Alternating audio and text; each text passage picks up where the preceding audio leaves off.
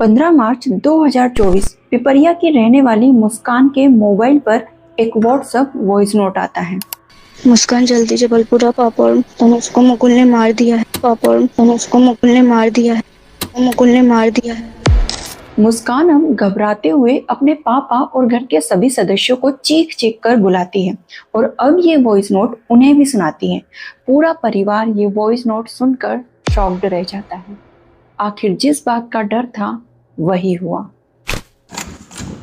लेकिन यहाँ पर सवाल ये है कि कौन थी ये काव्या विश्वकर्मा और उसने मुस्कान को ऐसा वॉइस नोट क्यों भेजा, और व्हाट्सएप वॉइस नोट में जिस लड़के का उसने जिक्र किया था वो लड़का मुकुल कौन था, और आखिर वो क्या वजह रही होगी जिस कारण मुकुल ने काव्या के पापा और उसके भाई तनिष्क का मर्डर कर दिया। नमस्कार दोस्तों, I am Shriyanka and today the case we are talking about revolves around Mukul and Kavya Vishwakarma। इस घटना की शुरुआत होती है मध्य प्रदेश के जाने माने शहरों में से एक जबलपुर से। यही सिविल लाइंस थाना क्षेत्र के अंतर्गत रेलवे मिलेनियम कॉलोनी है। यहाँ मुख्य रूप से रेलवे में काम करने वाले कर्मचारी रहते हैं अपने परिवार के साथ। इन लोगों के लिए यहाँ सरकारी क्वार्टर्स बने हुए हैं और इन्हीं सरकारी क्वार्टर्स के एक फ्लैट में एक फैमिली रहा करती थी। इसमें थे घर के मुखिया राजकुमार विश्वकर्मा, इनकी 16-17 साल की बेटी काव्या विश्वकर्मा और 7-8 साल का बेटा तनिष्क विश्वकर्मा। बस यही 3 लोग थे इस फैमिली में। जो राजकुमार की पत्नी थी, मतलब इन दोनों बच्चों की माँ आरती विश्वकर्मा, उनकी मई 2023 में हार्ट अटैक की वजह से डेथ हो गई थी।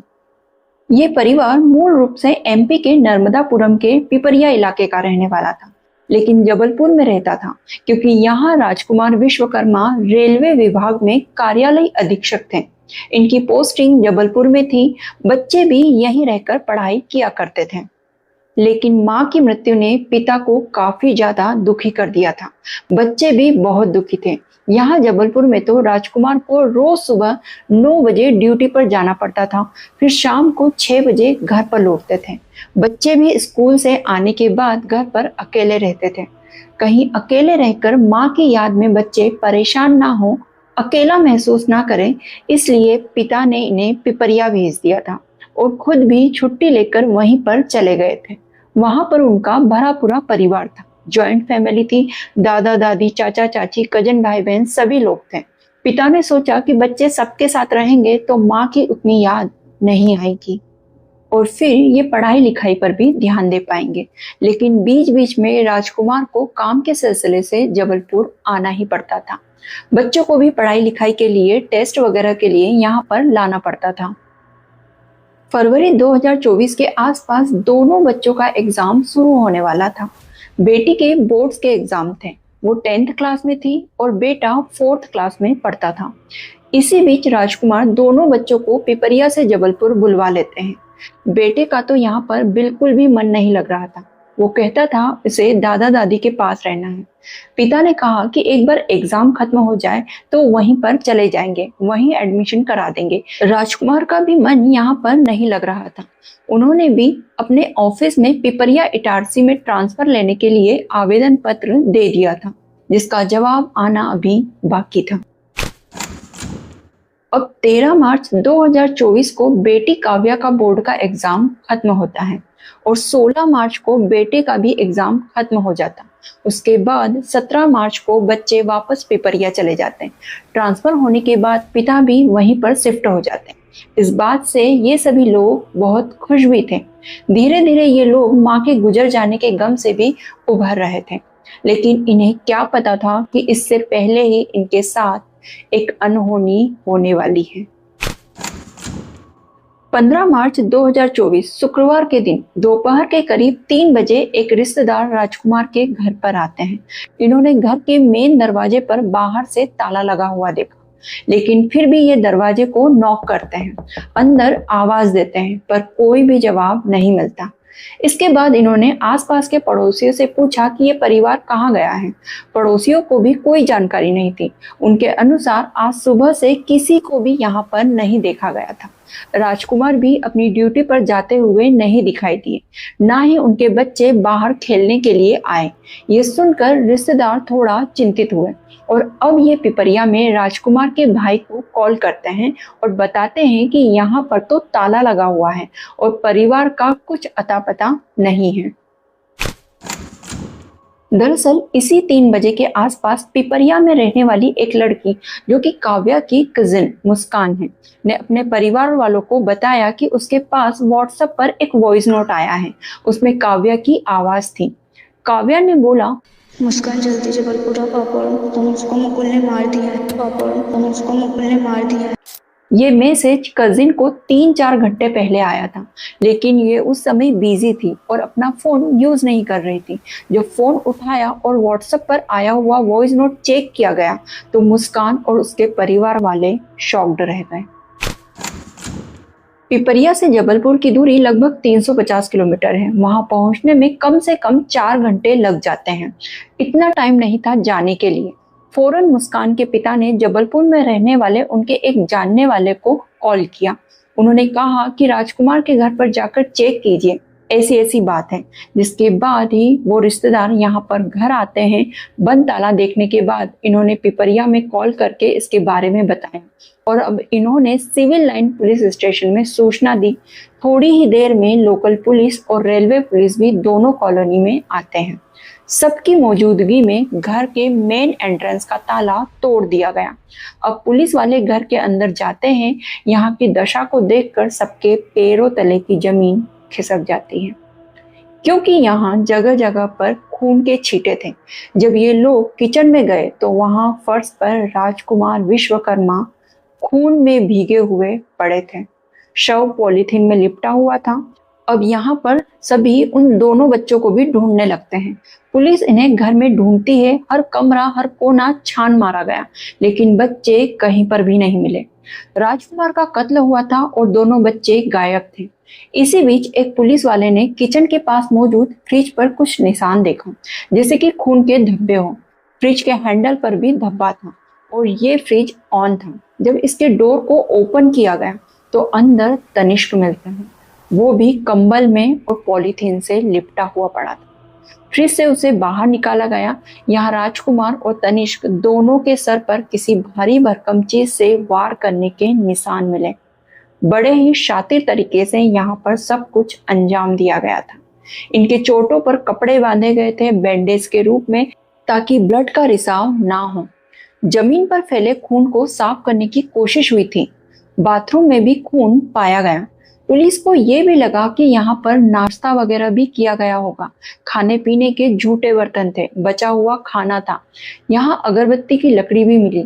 ऐसा लगा कि यहाँ पर खुशबू के लिए अगरबत्ती जलाई गई होगी, ताकि ये सुगंध शव के दुर्गंध में मिल जाए और किसी को शक ना हो। यहाँ पर परिवार के 2 मेंबर्स तो मिल गए, पर तीसरी कहाँ पर है, यानी बेटी काव्या। अब उसको ढूंढने की प्रक्रिया शुरू होती है। यहाँ सभी को ये डर भी था कि कहीं उसके साथ भी ऐसा कुछ तो नहीं हुआ हो। काव्या ने अपने वॉइस नोट में एक लड़के का जिक्र किया था, जिसका नाम था मुकुल। काव्या ने भाई और पिता के कत्ल का इल्जाम इस पर ही लगाया था। अब पुलिस को लगा कहीं यही लड़का कत्ल के बाद काव्या को उठाकर तो नहीं ले गया। उधर पिपरिया में परिजनों को सब कुछ पता तो चल ही चुका था। वो लोग भी यहाँ के लिए रवाना हो जाते हैं। एक रेलवे अफसर के घर में एक सरकारी क्वार्टर में उनकी और उनके बेटे के साथ ऐसी चीज हुई थी। बेटी भी लापता है। ये मामला न्यूज में आने लगा। संगीन मामला तो था ही। पुलिस ने भी काफी तेजी से अपनी जांच शुरू कर दी। शुरू में 4 टीम्स बनाई जाती है। सबको अलग अलग काम सौंपे गए। पुलिस के पास शुरू से ही एक लीड थी, मुकुल। ये लड़का यहाँ जबलपुर के मिलेनियम कॉलोनी में राजकुमार विश्वकर्मा का पड़ोसी था। इसके घर में माता पिता, एक बड़ा भाई और एक बहन थी। और अब जब पुलिस कॉलोनी के सीसीटीवी चेक कर रही थी तो इसी 15 मार्च की दोपहर 12:30 बजे के आसपास की एक फुटेज सामने आती है। इसमें मुकुल सिंह स्कूटी पर सवार होकर कॉलोनी से बाहर जाते हुए नजर आ रहा है, लेकिन वो अकेला था। उसके साथ काव्या नहीं थी। और वो कुछ सामान भी लिए हुए था। पुलिस और आगे की फुटेज चेक करती है। मुकुल के यहाँ से निकलने के करीब 10 मिनट के बाद काव्या विश्वकर्मा भी कॉलोनी से बाहर जाते हुए दिखाई देती है। इसमें ये पैदल चल रही थी। इसके पास कोई सामान नहीं था, मगर इसके हाथ में पुलिस को एक मोबाइल फोन दिखाई दिया। लेकिन इसका फोन तो घर पर मौजूद था, जो कि पुलिस को मिला था। फिर इसने किसका फोन लिया हुआ था, तो पता चला कि घर पर काव्या की मम्मी का फोन भी रहता था, जो गायब है। यानी काव्या अपनी माँ का फोन लिए हुए थी। ये लड़की भी उसी दिशा में गई जिस दिशा में मुकुल स्कूटी से गया था। पुलिस ने पहले सोचा था कि काव्या के साथ भी कुछ हुआ होगा, मगर ये तो कैमरे में जीवित दिखाई दी। जिस दिशा में दोनों बारी बारी गए थे, पुलिस ने वहां के रास्तों के फुटेज चेक की। ये स्कूटी पास के railway station Madan Mahal railway station गई थी। अब पुलिस रेलवे स्टेशन की फुटेज चेक करती है तो वहां के पार्किंग एरिया में मुकुल सिंह के साथ काव्या उसकी स्कूटी पर बैठी हुई नजर आती है। ये दोनों कॉलोनी से अलग अलग निकले थे, मगर यहाँ रेलवे स्टेशन के कैमरे में एक साथ दिखाई दी। काव्या स्कूटी से उतरती है, फिर मुकुल ने स्कूटी को पार्क कर दिया। उसके बाद दोनों रेलवे स्टेशन के अंदर चले जाते हैं ट्रेन पकड़ने। और अब इतना पता चलते ही पुलिस की टीम पार्किंग एरिया में गई। वहां से स्कूटी को बरामद कर लिया गया। पुलिस ने उस समय के दौरान के आने जाने वाली जितनी भी ट्रेनें थी उनके बारे में पता किया। साथ ही रेलवे स्टेशन के अंदर की फुटेज भी चेक करते हैं, आखिर ये लोग किस ट्रेन में बैठे होंगे। पुलिस और परिजनों को लगा कि मुकुल लड़की पर दबाव बनाकर उसको अपने साथ ले जा रहा है, क्योंकि इसके पीछे भी एक बहुत बड़ा रीजन था। परिजनों के अनुसार सितंबर 2023 में मुकुल काव्या को लेकर गायब हो गया था।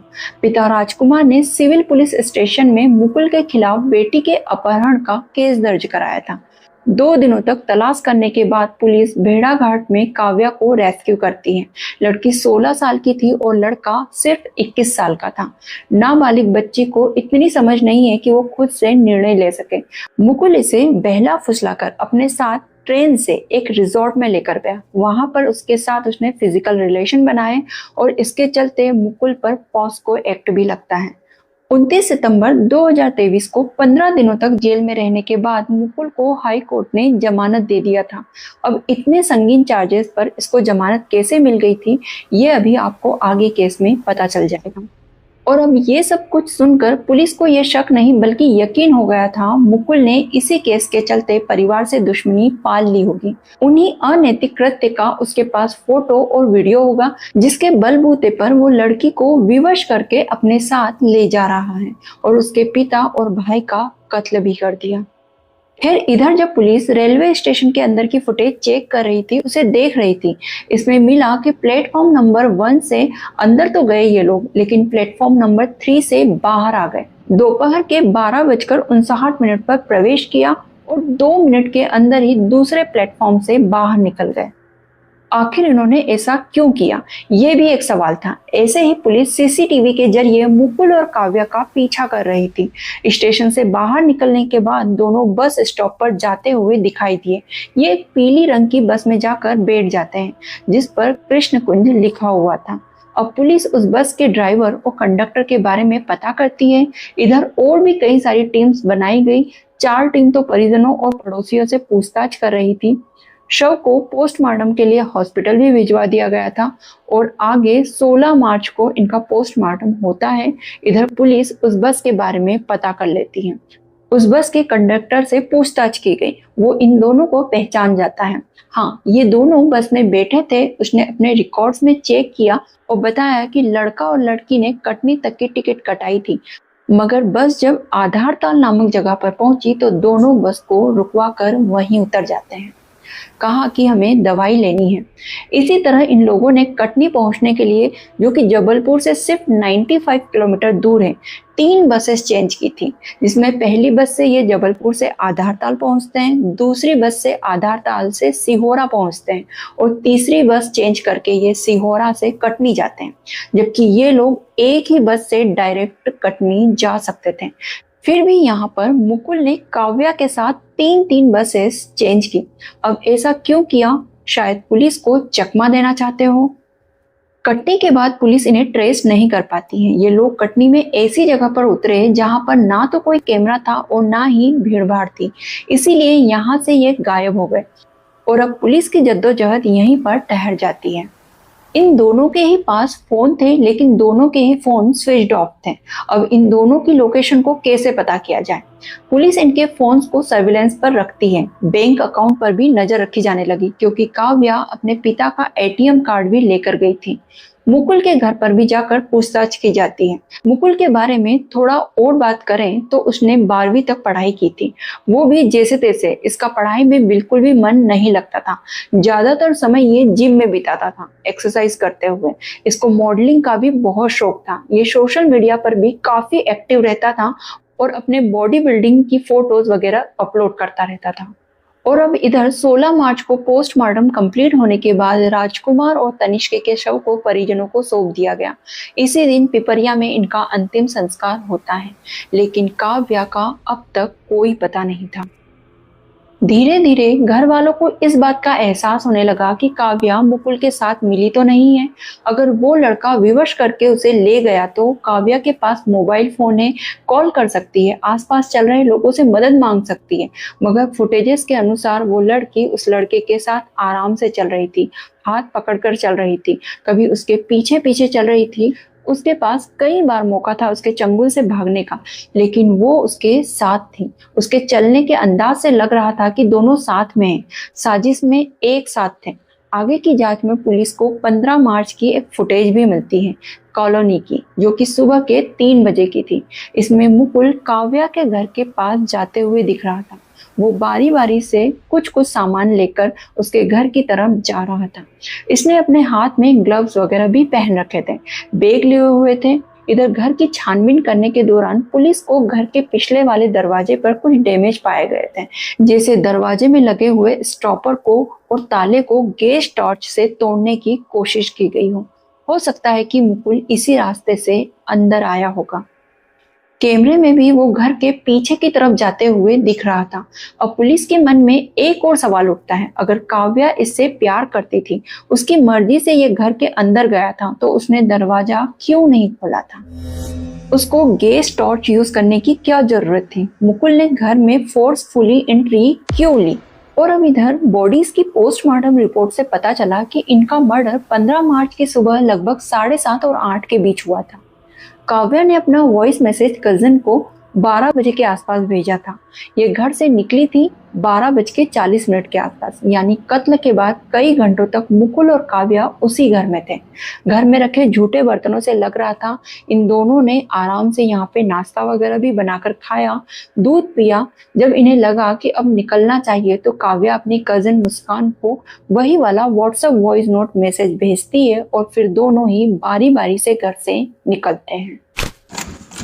पुलिस को अब मुकुल के बारे में एक और बात पता चली थी। मुकुल के भाई ने ये बताया कि जब मुकुल के ऊपर पॉस्को एक्ट लगा और वो जेल में रहा, फिर जब वो बाहर आया तो पहले की अपेक्षा और ज्यादा गुस्सैल हो चुका था।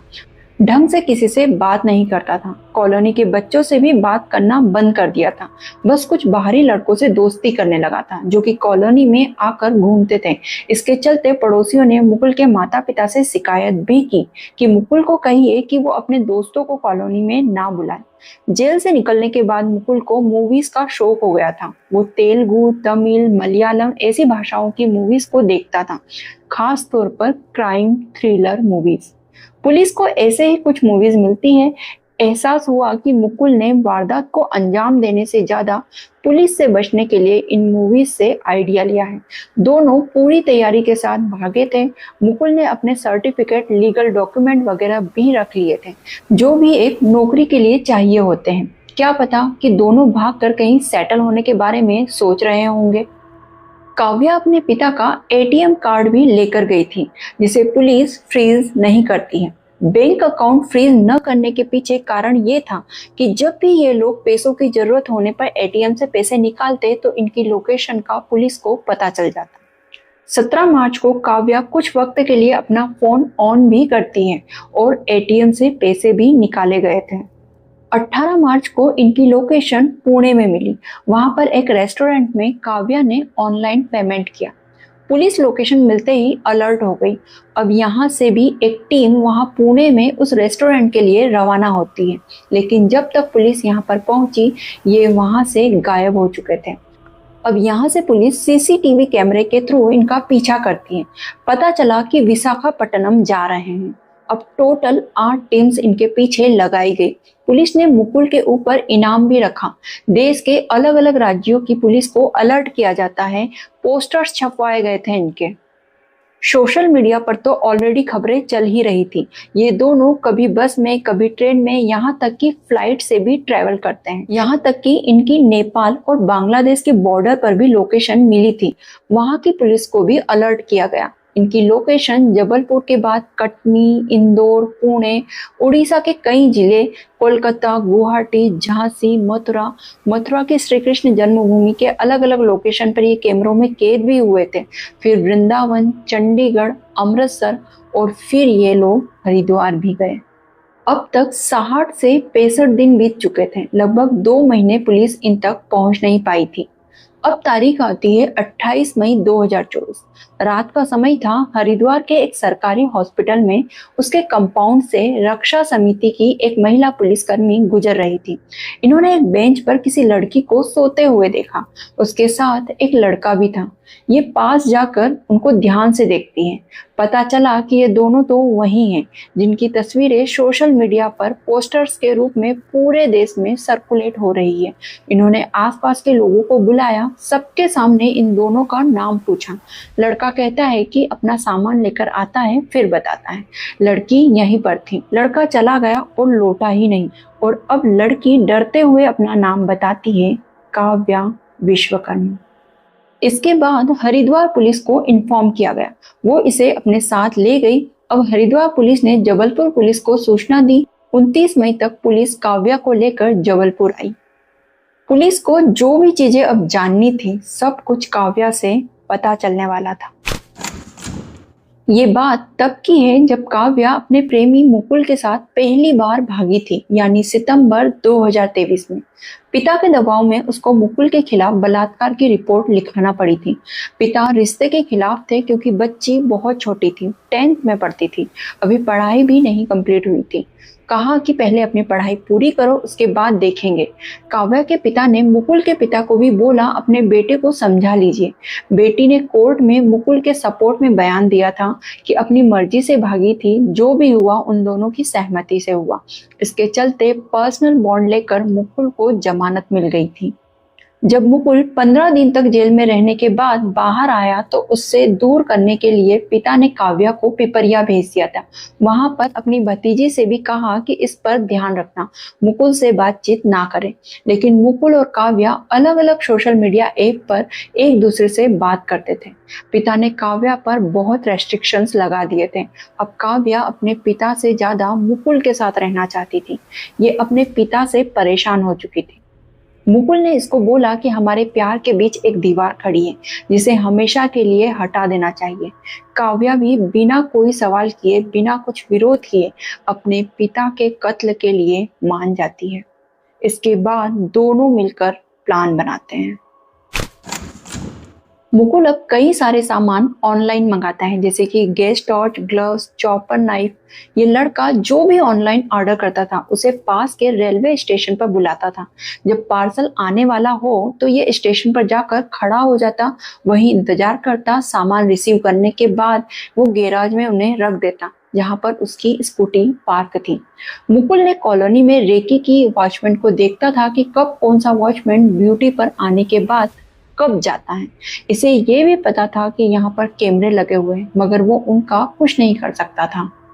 घटना से पहले 2 दिनों तक यानी 13 और 14 मार्च को काव्या और मुकुल सुबह 11 बजे भेड़ा घाट गए थे और शाम को 4 बजे लौटते हैं। यानी पिता के ऑफिस जाने के बाद से लेकर उनके घर आने से पहले तक के बीच ये मुकुल के साथ थी। 2 दिनों तक दोनों आपस में मिलकर प्लान डिस्कस करते हैं। फिर 15 मार्च की सुबह में 3 बजे के आसपास मुकुल सारे सामान लेकर काव्या के घर पर जाता है, जो भी इसने ऑर्डर करके मंगवाए थे। मुकुल पीछे के दरवाजे से अंदर आता है, जिसे काव्या ने पहले से ही खुला छोड़ रखा था। जिसके बाद मुकुल सामान लेकर घर के अंदर आता है। और इन सामानों को बाथरूम में छिपा देता है, वहीं पर इन्हें असेंबल भी करता है। दोनों सुबह होने तक काव्या के रूम में रहे, उन्होंने फिजिकल रिलेशन भी बनाए। सुबह करीब 7:30 बजे पिता राजकुमार उठते हैं और किचन में आते हैं। तभी कुल्हाड़ी से मुकुल ने राजकुमार के सर पर पीछे से वार किया और वो वार तब तक करता रहा जब तक कि राजकुमार, जो कि काव्या के पिता थे, उन्होंने दम नहीं तोड़ दिया। और इन सभी के बीच भाई तनिष्क भी नींद से जाग गया था। वो इस घटना को होते हुए देख लेता है। इसके बाद उसका भी यही हाल किया गया। अब कत्ल के बाद इन्होंने साफ सफाई की, तनिष्क को फ्रिज में रखते हैं, बाथरूम में जाकर खुद को साफ किया। गैस से मुकुल ने घर के पीछे के दरवाजे को डैमेज किया ताकि लगे कि फोर्सफुल एंट्री हुई है। और काव्या ने जो वॉइस मैसेज में मुकुल का नाम लिया था, वो भी प्लान का एक हिस्सा था। मुकुल ने कहा कि सारा ब्लेम वही लेगा ताकि कोई तुम पर शक ना करे। इसके बाद दोनों फिर से आपस में फिजिकल रिलेशन बनाते हैं, फिर ब्रेकफास्ट बनाकर खाया और 12:30 बजे यहाँ से निकल गए। चूंकि कॉलोनी में कैमरे वगैरह भी लगे थे, पुलिस को गुमराह करने के लिए बारी बारी कॉलोनी से निकलते हैं। ये कत्ल में यूज किए गए हथियार को साथ ले गए थे। रेलवे स्टेशन पर जाकर गुमराह किया कि ट्रेन से भागने वाले हैं, लेकिन बस से कटनी गए, वो भी 3-3 बसेस चेंज करके, ताकि पुलिस उसमें उलझी रहे।